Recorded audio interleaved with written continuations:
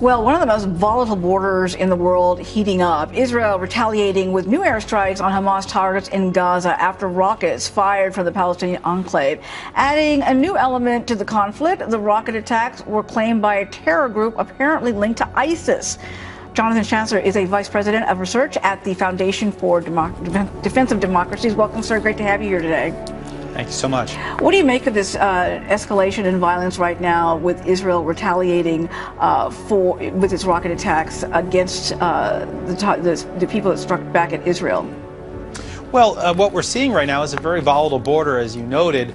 But what's interesting about it is that it's not Hamas that's carrying out these attacks. You remember, of course, last summer there was this 50-day war where Hamas and Israel were slugging it out. Hamas, of course, controls the Gaza Strip, but right now it looks like they don't control it at all.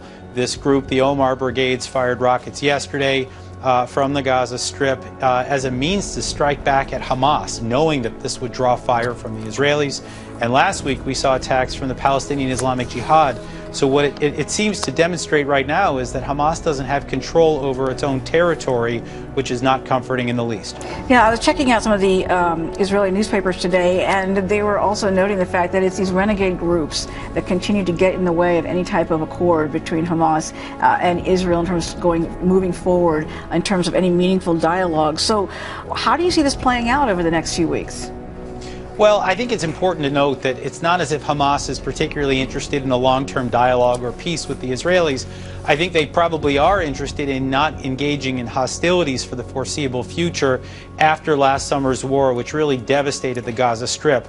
But I think, it's just important to keep your eye on the ball here and to note that Hamas is itself a jihadist organization dedicated to Israel's destruction. This is not a group that's going to be able to broker long-term peace in the region. What about inroads that are being reportedly made by ISIS in that area?